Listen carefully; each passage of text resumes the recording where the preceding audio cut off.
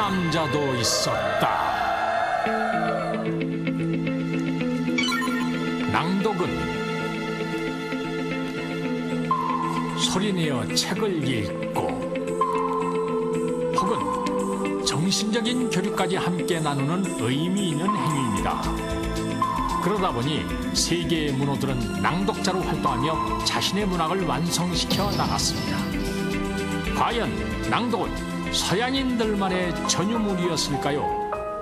조선시대에도 전문적으로 낭독하는 남자가 있었다는 놀라운 제보. 교수님 사실입니까? 네, 사실입니다. 특히 조선 후기에는 이런 책을 읽어주고 생계로 유지했던 사람들도 있었습니다.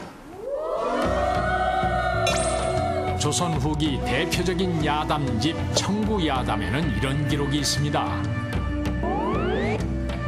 책 읽는 사람의 낭독 소리는 노래 같기도 하고 우는 듯 웃는 듯 호방한 선비 같기도 아름다운 여인 같기도 했다. 그렇다면 책 읽어주는 남자는 누구였을까? 조선시대로 가보겠습니다.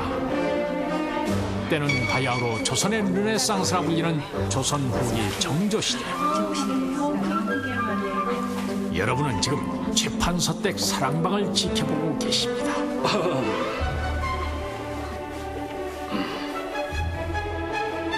백내 평안하셨습니까? 자, 눈여겨보십시오. 이 사람이 바로 책을 전문적으로 읽어주는 남자 전기수입니다. 그럼 소생이 읽어볼까 합니다. 소매자락에서 전기수의 필수품 책 한 권이 나오더니 오늘은 아주 못된 천벌을 받아 마땅한 그런 불안당 같은 사람에 대해서 얘기를 해볼까 합니다. 자, 그러면 우리도 들어보겠습니다. 아버지가 죽자 첫째 아들은 유산을 빼앗으려고 하여 둘째 아들의 전 재산을 뺏으려고 하는데 그의 이름은 놀부라 하였으니 목소리 연기는 물론이고 몸짓으로 연기까지 하며 이야기 보따리를 술술 풀어나가는 이 남자 전기수. 이름을 살펴보니 전하다 전, 기하다 기. 바로 기이한 이야기를 전하는 사람입니다. 저희군요, 저희. 그렇다면 이 남자는 지금의 성우나 예전의 변사와도 비슷한데 과연 책만 실감나게 읽어줬을까요? 좀 더 지켜보겠습니다. 수학을 해서 팍을 켜게 되었는데 팍을 힘껏 쓱쓱 켜보니 퐁 하고 터지는데 아니, 뭔가 이상합니다. 한창 이야기에 빠져들어가는 순간 그 다음 너지 되었어. 갑자기 이야기가 뚝 끊겼습니다. 도대체 무슨 일일까요? 뭘까요? 눈치채셨습니까? 이것이 바로 전기수들의 전략적 노하우. 전기수가 꼭 들어야 할 대목에서 문득 읽기를 그치면 사람들이 다투어 돈을 던져 이야기를 듣고자 하였다고 합니다. 다음 내용이 몹시 궁금하니 어서 읽긴 하게. 프로페셔널한 직업인답게 전기수들은 청중의 심리를 관통, 이렇게 본 눈으로 생계를 유지했다. 그럼 계속해서 다시 읽어보겠사옵니다. 팍이 펑 하고 터져서 보니 그 안에는 흰 소복을 입은 처자가 부시시 일어나고 있었습니다. 그런데 흥부박 속에 웬 흰 소복 입은 처자? 흥부전에 이런 이야기가 있었습니까? 우리의 상식으로는 도저히 납득이 안 가는 상황. 이 소복을 입은 처자는 자연히 손을 흔들면서 흥부에게 하는 말이 저는 억울하게 죽은 홍련의 언니 장하라하옵니다. 뭐야? 설상가상으로 흥부박 속의 귀신은 다름 아닌 장화홍련. 밑도 끝도 없이 이어지는 얼토당토하는 이야기.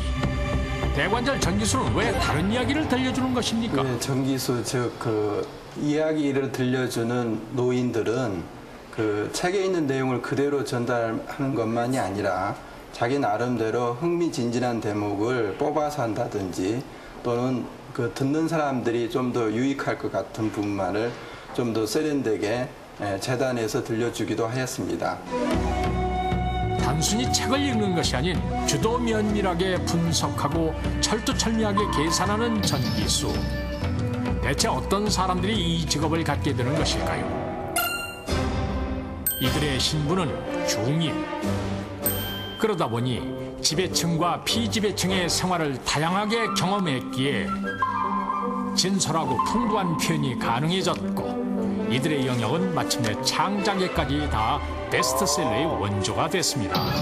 자, 그렇다면 전기수의 인기는 어느 정도였을까요? 전기수는 매달 초하루엔 제1교활에서 4일은 교동입구에서 그리고 마지막 날인 6일째 되는 날엔 종로 앞에서 낭독을 했습니다. 이들의 책 읽는 솜씨는 매우 뛰어나 가는 곳마다 인산인해를 이뤘는데 그러다 보니 심지어 이런 사건도 있었습니다. 실감나게 낭독을 하던 전기수, 그가 어처구니 없이 목숨까지 잃는 살인사. 저렇게요? 처죽을 놈을 만나 그냥. 감옥에 가다해도 그냥 평생 그 전말은 이렇습니다. 다리 싸움. 이야기에 몰입한 청중이 현실로 착각해 그만 전기수를 살해하고 만 것입니다. 이런 일이 비일비재했습니까? 그럼 드라마네, 드라마. 결코 빈번한 일은 아니었던 것으로 보여집니다. 다만 이런 경우가 있었다는 것은 그만큼 당시에 이야기꾼들이 많이 있었다는 것이고 또 그런 문화가 많이 발달되어 있다는 것을 알려주는 하나의 그 사례라고 보여집니다. 그리고 이것은 결과적으로 이런 이야기꾼들의 그 조선 후기 이야기꾼들의 성행은 이후 한국 문학의 맥을 잇는데 아주 중요한 기여를 했던 것으로 보여집니다. 책을 못 읽는 사람들에게 맛깔스럽게 책을 읽어주는 전기수들.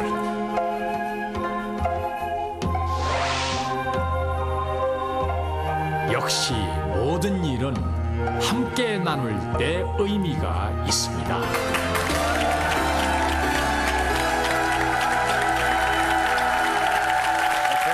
우리 과거 조상들인데 우린 참 모르는 것들이 참 많았어요. 별점 확인해 보겠습니다. 조선시대에는 전문적으로 책 읽어주는 남자도 있었다. 빛나라 지식의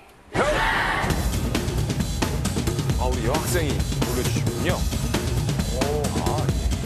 하나, 둘, 셋.